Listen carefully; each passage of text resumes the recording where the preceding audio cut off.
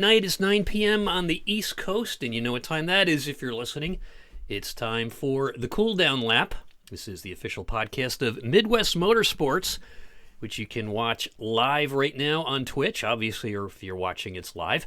And then later on, if you want to catch up on some replays, you can look us up on YouTube, as well as all the major podcast platforms, including Spotify, TuneIn, Google, Anchor, and then feather in my cap, it sounds good, Sirius XM come January or February. Welcome to the Cool Down Lap. My name is Greg Dreiss. I want to let you know about a charity race coming up on December 9th, 2023 from BMRL Motorsports. It's for Toys for Tots. All entry monies and all the proceeds go to Toys for Tots, a well-run organization, and that's being run by BMRL Motorsports. For more information, if you want to make a donation, BMRL Toys for Tots on PayPal. It is December 9th, 2023, 7 p.m. Central Time for practice, 8 p.m. Green Flag. It's trucks at Las Vegas, and there's some prize money there too. So we're going to go right to our first segment, which is the Cool Down Lap guest, which this week is Sam Hubbard. He won the Amateur Series for the Midwest Road Series winner this week at Road Atlanta. And to do the Road Series week in review, I'd like to introduce James Johnson, the voice of Midwest Motorsports and my broadcast partner for the Truck Series. James, good evening. Hey, Greg. How are you doing tonight? Monday night? I am doing fine. It's now perfectly cold here in New York. No more 60-degree days. So frost on the pumpkin, all my flowers are put away, got the herbs inside for the winter, and getting into hibernation mode. How about you? Yeah, about the same down here in Atlanta. The leaves are changing colors and starting to fall on the ground. It's beautiful. It's time to and spice around here already. Not sure if that's trend has hit this way up there. Well, you can keep your pumpkin spice. I've got spiced rum on this end, so we'll call it even. There you go. While we're still waiting for Sam Hubbard to be pulled into the voice chat, I will say that this week's race at Road Atlanta was absolutely insane. It was a sprint feature format this week. So we had a 20-minute sprint after qualifying, and then an invert, the top 10. So they did qualifying. Max Bauer and Jason Phillips ended up starting on the front row. They went green. 20-minute session was really close, tight racing. Max Bauer led flag to flag, but it didn't really show all the racing action that was going on. Justin, are you able to pull Sam Hubbard in with us? Yep, absolutely. I'll get him in here right now. All right, thanks. And then, it was just going back and forth. Road Atlanta is a very tricky track with only a couple of passing places, a pretty narrow racing surface. So if you get offline, you can really lose a lot of momentum and then you get repassed in the following turn.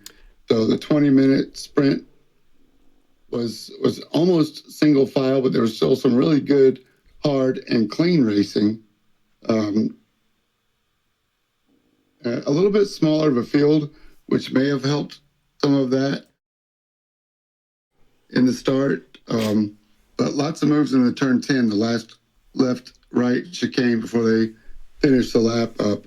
And the AMs, so the Road Series is split up into pro drivers and AM drivers. Yep. They were really mixed up this year, this race, with a lot of the AM drivers and the pro drivers doing very similar lap times.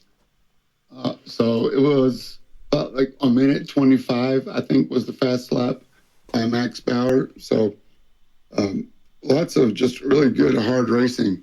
And I think Sam Hubbard's in here now. Sam, you got us? I got you, James. What's going on, man? Not much. Welcome to the Greg Dreiss podcast, the Cool Down Lap. He introduced you. Sorry we didn't get you in here for you to hear all that. But Yeah, man. Thanks for joining us. I know you had a really good showing at Road Atlanta. Before we get into more of the feature race, I was just talking about the sprint race. Well, tell us a little bit about yourself, Sam, where you're from, how old you are, maybe what you do when you're not sim racing, before we start talking about more Road Atlanta. Yeah, for sure. I live in North Alabama. I've lived here my whole life for 20 years. So I'm 20 years old. When I'm not doing sim racing or anything on iRacing, I'm usually just going to school and trying to.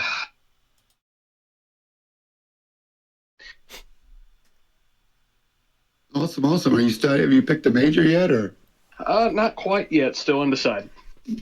got plenty of Still trying to narrow time? that down. Plenty of time. All right, so we were discussing earlier about having maybe a beer league or some of the other leagues that are going around. I guess we can count you out of that one. Yeah, for just a few more months, I for legal reasons cannot participate. Maybe if you've got some sparkling water or something, I might participate in that. But There you go. Dang them laws.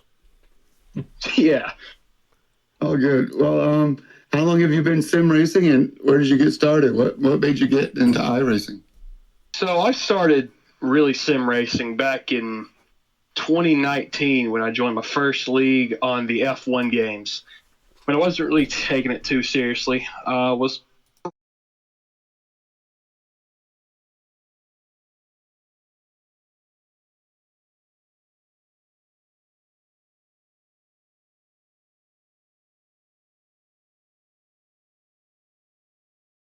more invested into the sim racing side of things. And as the years went on and all that, I was able to save up enough money to get my own rig, which got me invested in iRacing. And then from there, I started just running official races, and then I really started on the oval side of things on iRacing. So most of my experience is actually driving on your NASCAR type series. My first league was actually a late model league, which I don't run in anymore. But I run in a Xfinity Series league on Wednesday nights as well. But recently, I started to get into sports car racing. So just like the GT cars that we race on Tuesday nights. So I was really looking for a league to run some type of sports cars in, and I really grew this affinity for the Mercedes GT4 car for whatever reason. So I'm super thankful that I was able to find this league that runs the GT4 cars. And with how last week went, I think it worked out pretty well for me.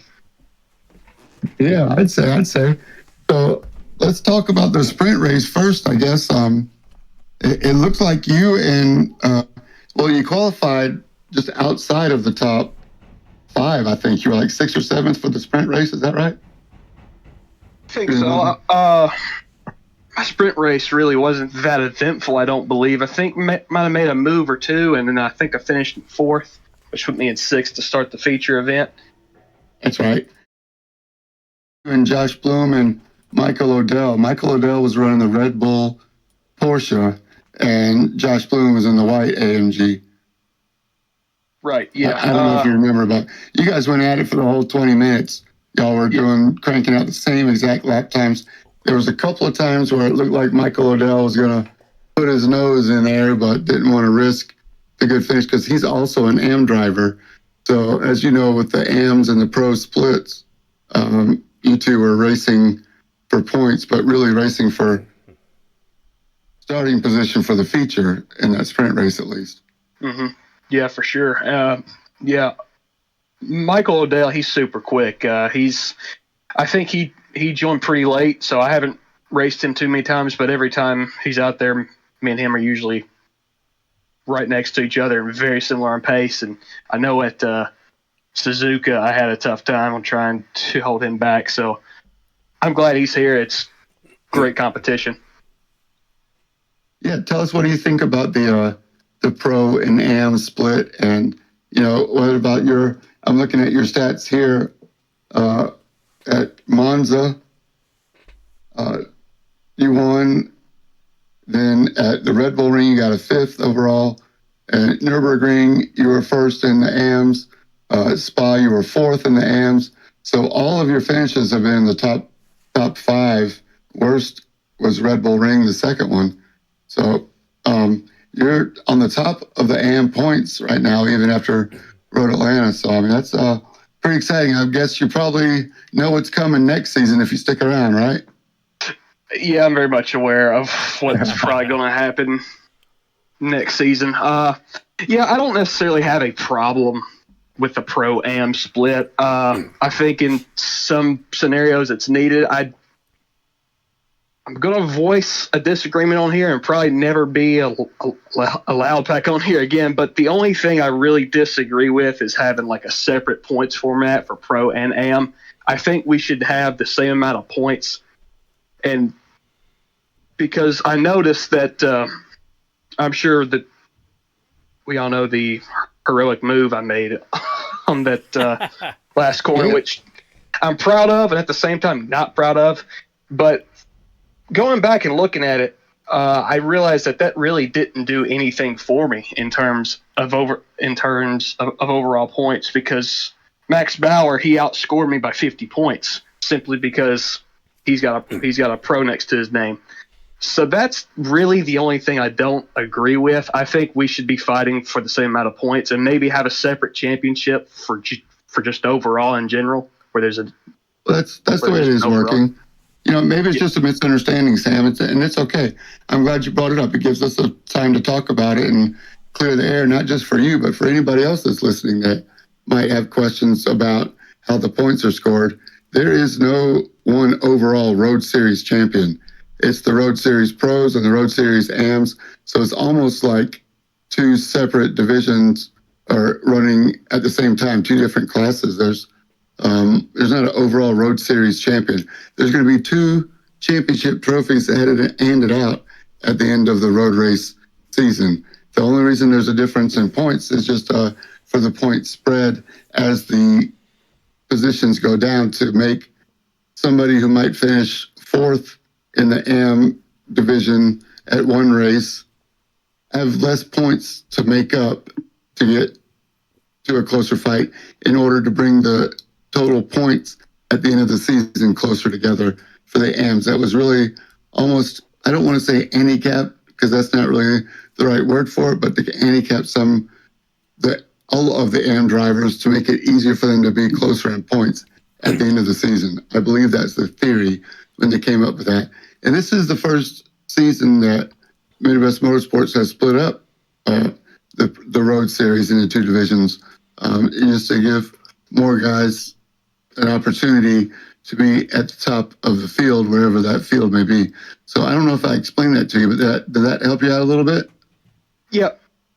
I don't think I made my stance very clear. So I don't have an issue with the pro championship and then an AM championship. But what I noticed is that the pro championship points, they're scaled a little bit. And that I don't necessarily agree with, because when you look at the overall table, you could be an AM guy that happens to be three pro guys, and you'll end up getting less points than those three pro guys, even if you finished, say, seventh and they finished like 8th, 9th, and 10th. You'd still get less points than them. That's the only thing I really disagree with. Other than that, I've got no issue at all. It's all good with a pro ladder and an AM ladder. So I just wanted to clarify that before I got. First place in the points, you got the max points that any AM could get by finishing. Even if you finish behind Max Bauer, you still got the most points that any AM driver could have got. But it's all right. We'll move on, man. And I hope that you understand and your point is taken and will be considered for the next time the rule sets come up again. This has always been a learning process. As you know, running a league's probably not the easiest thing to do, and there's so many things to consider and the different reasons people do stuff. The only way you can find out how it's going to play out is to do it and make a stance. And at some point, a decision has to be made, and you see how it plays out, and then make a change next season if it doesn't accomplish the goal that you set out to meet. Right? Right, for sure. And that makes sense to me. 100%. I've been on the manager side of of some small leagues before, so I get how tough it is to try and handle something like this. So I'm not dogging anybody at all. Y'all, they do a fantastic job of running this. It's a clean race every single time. They're always on top of it. They explain everything thoroughly. Not dogging anybody. Didn't come on this show to dog people at all. I wanted to hop on air, talk about the race, and just have a good time. Darn, I was hoping for some drama. Greg. I said, darn, I was hoping for some drama. Yeah, get those ratings up, right? Sure, got to get the ratings up. Sam, I wanted to jump back, and you said you got into the sim racing around the time of COVID. Did you catch any of the iRacing on network TV in lieu of NASCAR? And if you did, what was your impression of it? I did, yeah. I thought that was a great way to actually try to bring in some new fans as well, because at the time there was no live sports on at all. Exactly. Zero live sports. Nothing was going on. So that was about like the only live form of competition that any person could watch. So I think that was a great way to bring in the general public into the world of sim racing and even real life racing, of course. Yeah. So I think COVID was obviously a terrible thing, but I think COVID was the absolute best thing to happen to the sim racing community, because the huge spike in popularity that sim racing and iRacing got from COVID, because we were all locked inside, was second to none. Yeah, I was watching, I think it was one of the first NASCAR or Coke series or something like that, back when they only gave away $10,000 to the winner. Now it's like 300 or something. And I'm sitting there watching it with my wife and my son, and I'm like, here's Dale Jr. commenting on a race that basically looked like a cartoon. And then when they cut to the in-car scene of the driver, it wasn't like what we have in our league. There's this 16-year-old kid in his bedroom, and you can see his cat and his dog running back and forth. And I'm like, all right, this is your typical 16-year-old kid playing a video game, except he's on live TV. And he's about to win $10,000. And when he made the final turn to come around to the checkered flag, you see his parents start getting up and come running into his bedroom before he's even won the race. So I figured, oh my gosh, they're gonna make him lose it. But it was so cool and so surreal watching basically what looked like a cartoon race, which it was, because it's the video game or the sim. But then seeing the live drivers in their own homes doing it was incredible. It was entertaining, and like you said, there was nothing else on at the time. So I got a kick out of it myself. Yeah, for sure. And people don't really give sim racing enough credit for what it actually does, because see, most people who sim race, we've all had, I think it's normal for every male to have the aspiration to be a race car driver. Oh yeah. I think that goes for everyone. Even people that aren't really that invested in racing, we all want to be a race car driver at some point. Yep. So sim racing is a great way to itch that racing bug, essentially. Yeah. Because let's just be honest here and shoot it straight. Most people, your everyday Joes, simply do not have the funding and sponsorship backing behind them to just go buy a Formula 3 car or go buy a late model and just go hit the track like that. So sim racing is a great way for people to just kind of get their foot inside that door. And can't remember who said this. I think it was Jimmy Broadbent maybe, but he said it the absolute best. The cars may be fake, but the racing is 100% real. Oh, that is so true. That competitive nature, it's still there. That rush that you get from just driving quick and just battling with somebody lap after lap for a spot, you still get it. That feeling is 1-to-1 replicated perfectly. It's still there. Exactly. And after a tough race where you're basically, if you're running up front and you're looking at your rear view mirror, I know I am a lot of times physically exhausted after a race, especially like last night. I wasn't up front, but the Daytona road course is a bear. And when that race was over last night, I was tired. I went upstairs and went right to bed. 100%. After the Road Atlanta race, this is going to sound like a real pansy thing to say, but I was definitely sweating after that one, without a doubt. Cool. It was a great race, Sam. I know Max Bauer. Well, first of all, there was a crash after the invert. All right, we'll go rewind a little bit back to the start of the feature race with the 10-spot invert. It was Adrian Fedorowski and Chris Hopper that started on the front row, and those guys usually are not in the front row, so they had a lot of adrenaline and excitement and anxiety as they come in to take the green at Road Atlanta. Turn 1 is uphill right-hander. Already, Adrian Fedorowski and Chris Hopper have been passed by third and fourth. Anyway, by the time they get to the downhill S's in turn 4 and right before turn 5, Chris Hopper goes off, driver's left, bounces off the wall, comes back in front of the track, right in front of 5th and 6th and 7th. So right off the bat, let's see, I think it was Max Bauer got into it. Everybody else just piled in behind it. 4 cars got away to like a 20-car lead. And I believe you got around that mess, right? Do you remember, Sam? Yes. So Hopper, as we were coming out of turn number 3, he went off directly in front of me. So as soon as he went off, me and the top 3, we were already gone. Checked out. That was definitely a huge lucky break for us. Right, and then Max Bauer took off, and then actually Max Bauer was in that, and so you had I think it was about an 18 or 19 second lead, and so Max Bauer finally caught you like with maybe 5 laps to go, so like we're within 8 or 9 minutes left, and so I'm sure like what were you were in front leading, and then watching him getting closer and closer. Were you paying attention to the split times, or were you more focused forward? What was that? I was like those last few minutes. Absolutely watching that gap, laughed after lap. I would be lying if I said, "Oh, I didn't care at all. I just kept driving my route." I absolutely was looking at that gap, lap after lap, because I knew at some point I know how quick he is. He's been quicker than me all race long. I knew at some point that he would run me down eventually. So it was just right before we made our pit stops, I noticed that the gap was staying relatively the same, that he wasn't really gaining on me, and I wasn't really pulling away.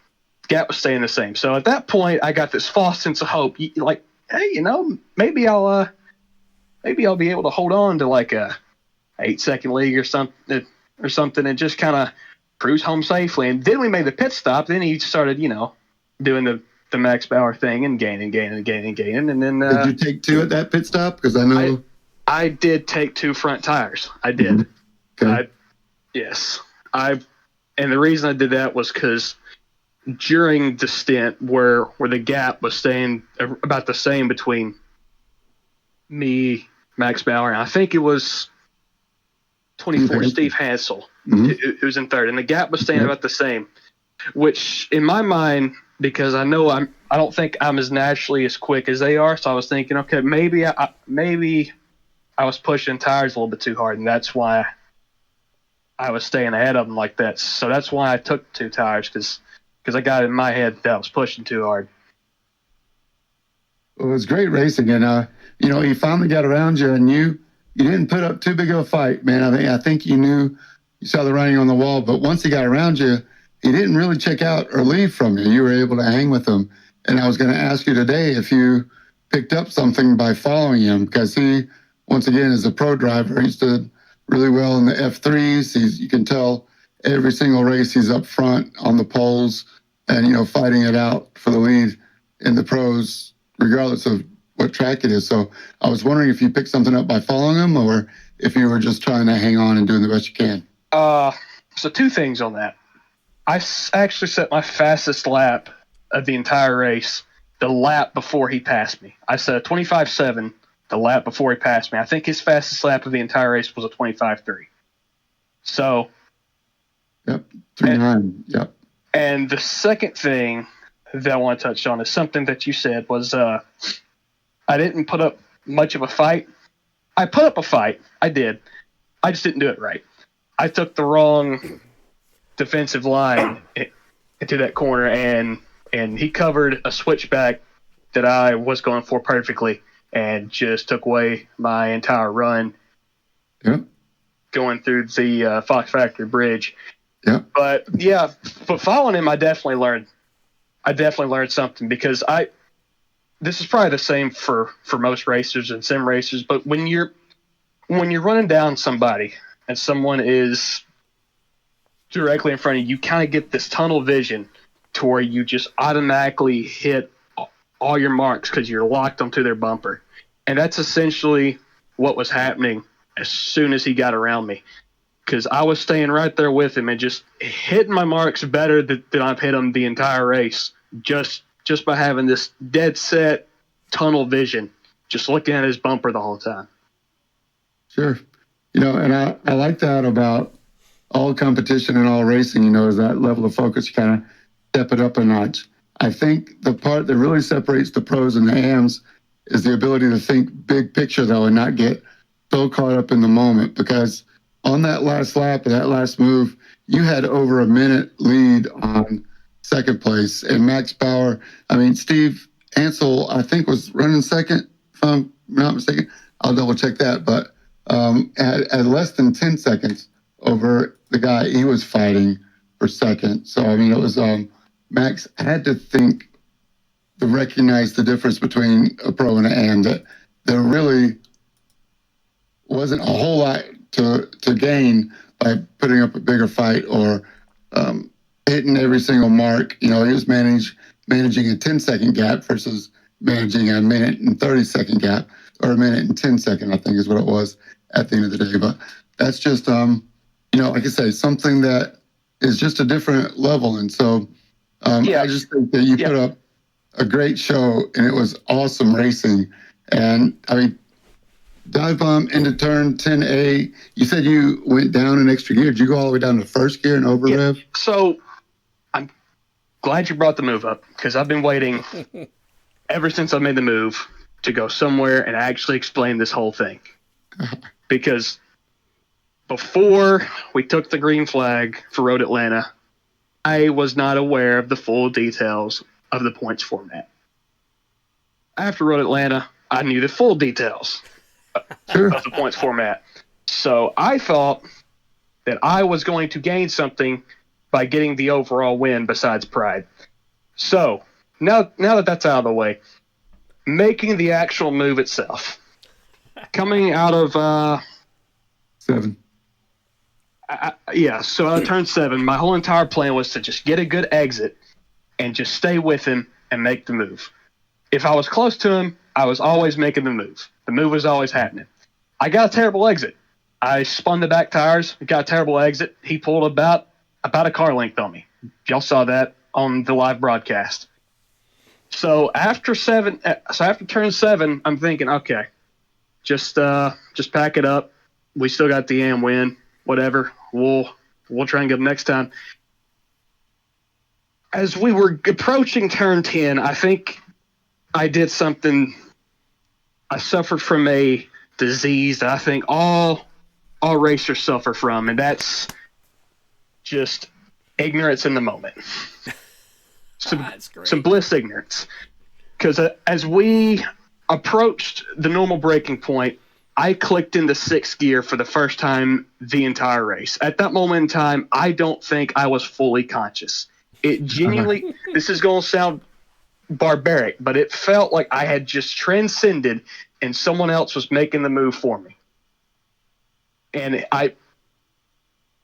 it's the dumbest thing I've ever done, but at the same time, it worked, right? So I'm thankful that Max Bauer left the space after he saw me, because personally, if someone tried that on me, right, I'm drawing the foul. I'm drawing the foul all day. I'm going in the grass and I'm trying to get back on track as quickly as possible, and then I'm having a hissy fit to race stewards. You're filing a protest after the fact, to to get that guy penalized. Personally, that's what I'm doing. But like you said, Max Bauer was thinking the big picture. I at the time was not. I was going for pride, and my goal, because as soon as I joined the league, my one goal was, as soon as I saw that there was a pro class, an AM class, and I was in AMs, my number one goal was to win overall, to prove that AM guys can do it. And with this being a sprint race and the inverted field and the front runners being piled up in that wreck on lap one, I knew I don't know if I'll ever get this situation ever again. And with that looming in the back of my mind, I just clicked it into sixth gear for the first time the entire race, broke about 25 meters a little late, and just no other way to put it but just sent it. Yeah, full send. I get it, man. It's all good.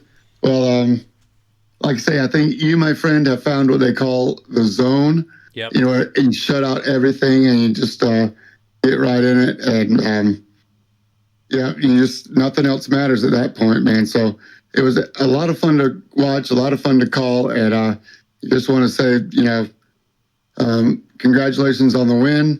And you're leading the pro points. And we'll take it from there, man. Just thanks for coming on tonight and being willing to explain it. And I hope that it's been a lot of fun for you. It sure has been great for us to have you on there. Yeah, for sure. This league has been a great experience. I've ran into some wonderful people. And like I said, this league is ran great. The admins are all great. Shout out to Justin Thaler. He runs this thing incredibly. He hasn't put a foot wrong yet in my time of being here. Just everyone involved, they do a fantastic job. And shout out to you, James. You do a fantastic job commentating. You do a great job of bringing excitement to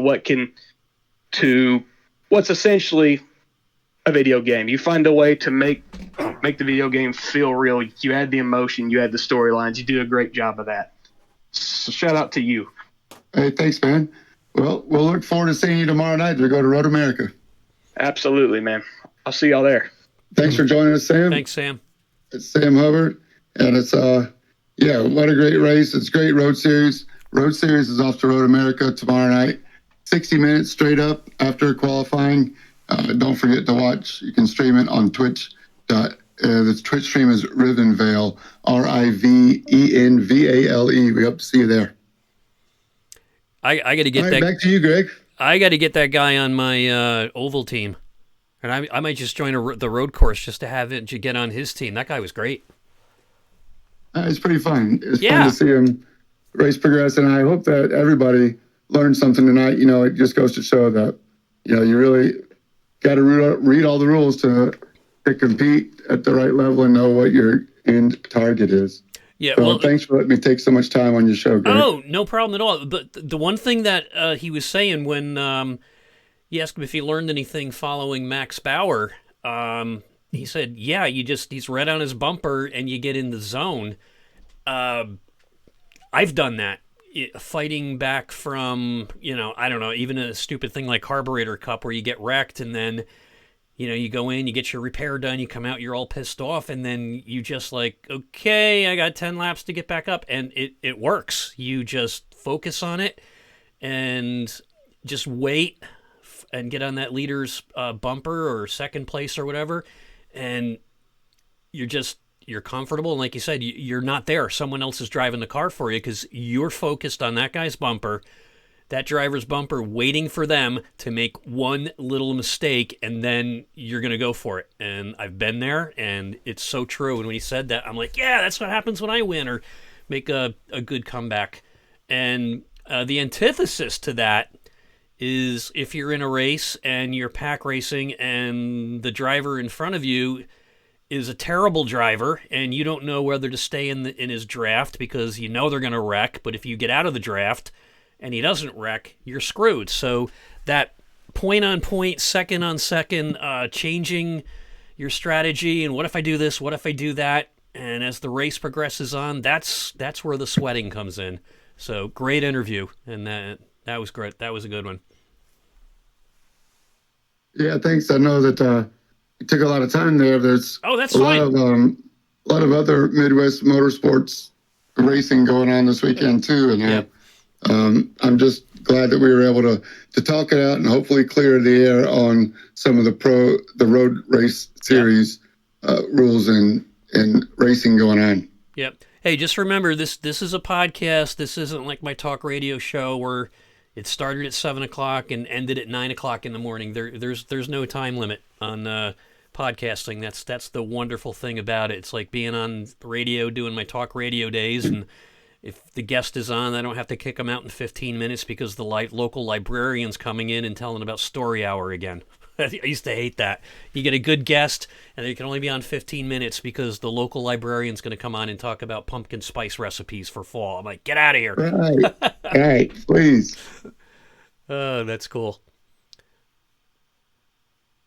It was cool. It's great racing. And speaking of, I think the trucks were at Road America, right? And we got Justin who won that race. And I'm not sure if you were planning on talking with him tonight, but Sure, why not? I know that he was out running by himself for a little while. So almost the opposite of having somebody on your butt or chasing somebody right at lap after lap after lap, being by yourself. I don't know if that's hard to find the zone when you don't have any pressure on you. I sometimes think that's even more pressure if you're not paying attention. The podcast I did earlier, I had a couple Justin Clapper on, and he's a tire changer in the NASCAR Truck Series. And we were talking about what is it about Watkins Glen? It shouldn't be a hard track, but it is a hard track. And we kind of, I knew where he was going, and I got my impression of it was the same as his. And he goes, well, it's hard because you think it's not. You know, you get like Laguna Seca, the Corkscrew, or some of these other road courses with 90-degree turns. Watkins Glen, there's no 90-degree turns, so you think it's going to be easy. And again, it's like running out there by yourself for most of the race, and you think, oh, I got it in the bag. And then all of a sudden, all hell breaks loose. You crash, you miss a turn, and you're out of it. So it's... I would not want to be out running away with the race out in first place or have the second place car right on my bumper. I would rather be that second place car. There's a lot less stress when you're waiting for someone to make a mistake versus being the driver that cannot make a mistake. Well, let's ask the man himself, Justin Thaler. If you got even somebody like your brother, Eric, number 15, running the Midwest Motorsports colors, or Dustin Reinstedel in the number 11, right on your bumper, but 5 seconds back, were you feeling any pressure, or were you just cranking out laps, Justin? Oh, hey guys. Yeah, I mean, there's always that sense of pressure. I think there's a little more added. At times, anytime you're leading, I think regardless of series, you kind of get a little lackadaisical. You lose kind of that sense of urgency. Sam kind of made a good point. I know I myself, I tend to be faster when I'm chasing somebody down. So you kind of just get in a rhythm, and if you're not on top of it and really managing that gap, you can kind of let those guys start to creep back towards you, and then you let that happen, and there's even more pressure on you to try and build that gap back up. So not my favorite place to be, honestly. I'd rather almost all the time be kind of chasing somebody. Yep. And then, making myself make a move or trying to potentially force the driver ahead to make a mistake and get around them that way. But, it's kind of a little give and a take when you're trying to manage a gap, but, just keep hitting your marks the best that you can. To not at least make a mistake. And, if the guy's faster, he's faster. Outside of defending, there's not much you can do about that.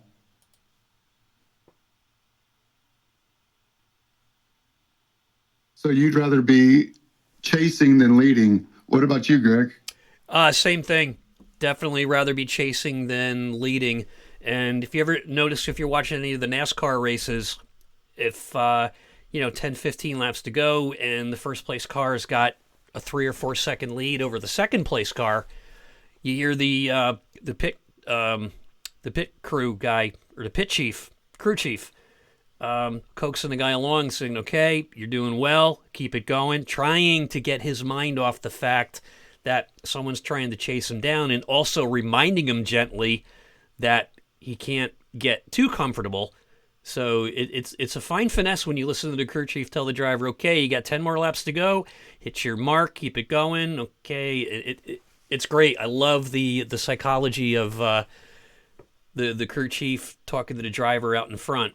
But I would much rather be that second place car zoned in on that bumper waiting for that mistake to be made that you can jump on, instead of being the one who can't make a mistake. Yeah, it's easy to run over the guy in front of you when you're chasing so close, and your brake marker, Yeah. or the brake point might be, let's say, for example, the 100-meter board, and that's your braking zone. Well, if you're bumper to bumper on somebody in a draft, the braking point is a 100-meter board, then your braking point has to be a car behind the 100-meter board, or you're going to run through them. Pretty much. So you have to really be aware of I call it a concertina, or the accordion effect, of making sure that you can slow down. And I like to give even a little more space and then get a better run on the exit to make a pass for the next place if the opportunity presents. But that's just the art of racecraft, and you learn by getting overtaken sometimes, right? Yep. Justin, what are your plans for Miami this weekend? Try and stay as close to Eric as possible. There you go. He's ridiculously good there. He's always good there. So just try and maybe get some pointers from him. I don't feel like I run terrible at Homestead, but I'm going to be running the wall likely. So making moves where I can. If I have to kind of get off of my preferred line to advance any spots or try and get some clean air on the front of my car, then I'll definitely be doing that. But that's pretty much my plans, is just kind of try and keep it clean, stay out of trouble, and just take what I'm given. Yeah, there was a lot of concern after Miami was repaved whether there would be as many lines.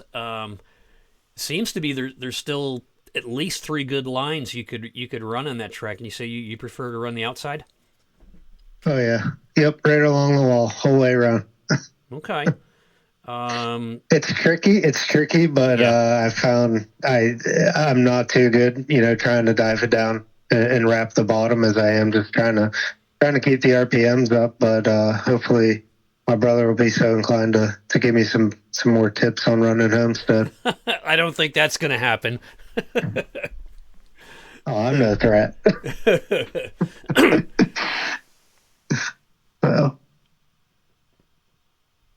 Well, good luck this Sunday, or this weekend at Homestead. I'll be running Sunday night in the Cup Series there, so probably see you in that race too. Yep, yeah, in the Cup car, I'm probably a little more excited for that. Obviously, I've just been it a little better aside from the Cups compared to the Truck Series as far as oval side goes. So put a little more focus on the Cup car, I think, this season. Cool. Well, we'll be in the broadcast booth with James there on Friday night, and I will definitely be watching how people drive. Even though it's trucks, I can maybe pick up some tips on how to do Miami, even though I love that track. But there's always room to pick up a few pointers here and there, I think. Yeah, Eric, why don't you give us some pointers?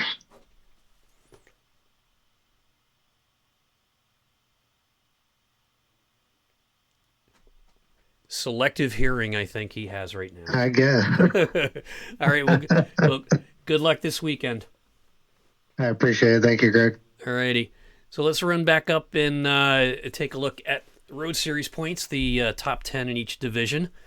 In the AM division, Sam Hubbard, who was on tonight, is got pretty comfortable lead at 94 points over Justin Glockner. 1399 versus 1305. Dan Wortman is in P3 with 1070. Fourth place is Dan Gish with 770 points. In P5 is Michael Odell with 722. Christopher Copper with 675 is in P6. P7 is owned by Taylor Montague with 647 points. With 640 is Adolfo Castillo in P8. Aaron Holroyd is in P9 with 600 points. And rounding out the top 10 in the AM division is Dustin Reinstettel with 580. In the Pro division, Max Bauer has 2,081 points. Pretty comfortable lead over Johan de Roy, who's in P2 with 1,779 points. P3 is Jason Phillips with 1,756. With 1191, Shea McNeely in P4, while P5 is Joshua Bloom with 1,167 points. Steve Hansel is in 6 with 1144. Justin Thaler is in P7 with 1,020 points. And rounding out the top 10, P8, Adrian Fedorowski with 922. Francis Faustino with 900 points is in P9. And Justin Fedorowski in P10 with 782 points. Want to let you know about Track Racer, affiliate with Midwest Motorsports. If you're looking for high-quality racing equipment, log on to Track Racer and make sure you mention or find out what the code is when you check out. And the league gets a little stipend, a little kickback for the sale to help cover the cost of running leagues, which can be quite expensive. I know. I was running a league, 3 of them, and between broadcasting and prize money, it can run a couple $100 a month. So Track Racer for all high-quality equipment. Find the code, mention Midwest Motorsports when you check out, and send some money back to your league. Take a look at Truck Series points. In first place is Bryce Meddings with 163 points. Right behind him, Eric Thaler with 152 points is in P2. P3 is Sean Happick. He's got 145 points. Right behind him is Ryan Latshaw. Actually, they're tied for third with 145 points. Followed by Justin Thaler with 140. Brandon Thayer with 137. Excuse me. Michael Simia with 132, and right on his tail, or his bumper, as you say in racing, is Craig Hawkins with 131 points. Branton Hinton with 125 is in P9, or actually probably P8, and then rounding out the top leaders, Albert Williams with 122 points. It's Midwest Motorsports Truck Series points for this week, and the next race this weekend, Friday night, is at Miami Homestead. Looking forward to being in the booth with James that time, which will be 10 p.m. Eastern Time, 9 p.m. Central for Midwest Motorsports Truck Series. On to the Xfinity Series. The winner there was Ben Litherland. And take a look at the Xfinity points. In first place, a name we hear quite a bit on the show here, is Dustin Reinstettel with 169 points, but he can't get too comfortable, even though he's a celebrity on the show. Michael Simia is right behind him with 166 points in P2. Christopher Melton in P3 has 145. Jason Huffman just 3 points behind him with 142 in fourth place. Fifth place is owned by Garrett Reed with 141. And Clarence Prince with 138 is in P6. Drew Alvarez has 134 points. He's in P7. Brandon Hinton with 132 is in P8. Tie for ninth place with 126 points. John Gates and Tom Gulker. And rounding out the top 10 is Joshua J. Watt with 123 points. Pretty close points races there in the top 10. Next race is November 18th, Miami Homestead. And looking forward to that race. Now, time for the Cup review. The winner at Daytona yesterday, the Daytona Road Course. Talk about a hard course that is hard, whether you think it's hard or not. It's a pain in the neck. But Justin Thaler won. I finished. I was happy to finish, and only 6 incidence points, and one of those came when I ran into, I think it was car number 9, because either he slowed down or I came into the second chicane too fast, but I ended up turning some really good times for me then, and that's at the Daytona road course yesterday, which is a grueling course, no matter if you're up front or in the back. Take a look at the Cup Series points. First place is Justin Thaler. He's got 178 points. P2 is Christopher Melton with 169. Eric Thaler in P3, just a point off the pace of Chris Melton with 168. P4 is Peter Dillon with 151. With 145 points, there he is again, Dustin Reinstedel in P5. Brandon Hinton with 142 is tied with Andy Castor, followed by Norm Snyder. He's the guy I bumped into and kind of sent him for a little bit. Apologized, and he said, no problem. Followed by Clarence Prince with 127 points, and rounding out the leaderboard for the Cup Series is John Bates with 122. Next race in the Cup Series is Sunday night at 7 p.m. Eastern, 6 p.m. Central, Miami Homestead. And that's going to be a fun race. Multiple lines you can run. Not as many as before they paved, but there's still at least 3 that I found that can be run at any time.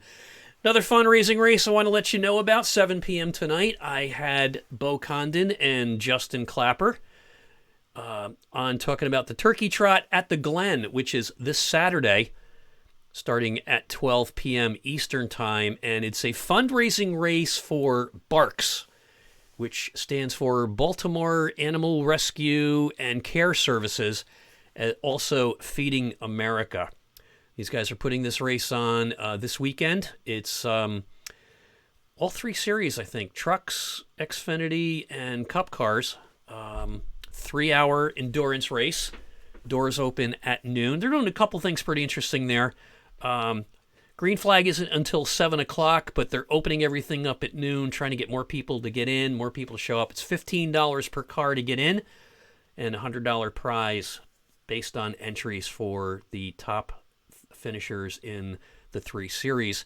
They're also having a, I guess you can call it a raffle on, so that if you're not racing, you can chip in $10 and get a chance to win $500 worth of video services, $150 towards the Rusty Wallace racing experience, or the one that I want, $100 for Omaha Steaks. That's a small steak and shipping. Good stuff, but not cheap. And that's the Turkey Trot at the Glen this Saturday, 11/18. Doors open at 12 p.m. Eastern Time. It's a 3-hour endurance race that starts at 7. Mandatory comp caution at 8:30 to round everybody back up, give the slackers a chance to catch up, and then another one at 9:30, and it's a 30-minute sprint to the finish. And that's courtesy of RL Productions and Thunderclap Exhibition Series. And you've been listening to the Cool Down Lap, a production of the Sim Racing Podcast. I'm your host, Greg Dreiss. The Cool Down Lap is the official podcast of Midwest Motorsports.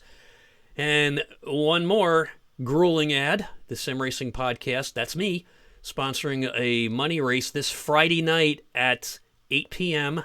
Eastern Time. So if you're racing in Midwest on Friday night, this race starts at 8 and you'll be done at 8:45. It's a 40-minute Formula V run at Lime Rock Park. Free entry, 40-minute race, 50% fuel, fixed set, 1 quick fix, 1 tire change, limited to 30 cars, safety rating or license C to A, I rating 500 to 2,000. Lobby opens for practice at 7:30. It's hosted. We're going to be running both chicanes.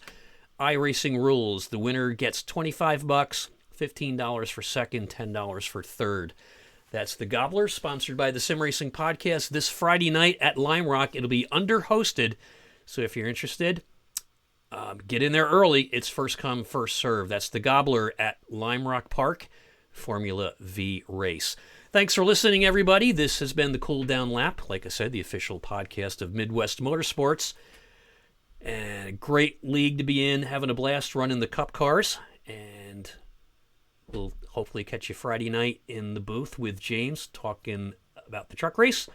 Other than that, stay in your lane until we see you on the track. Thanks for listening and have a good night.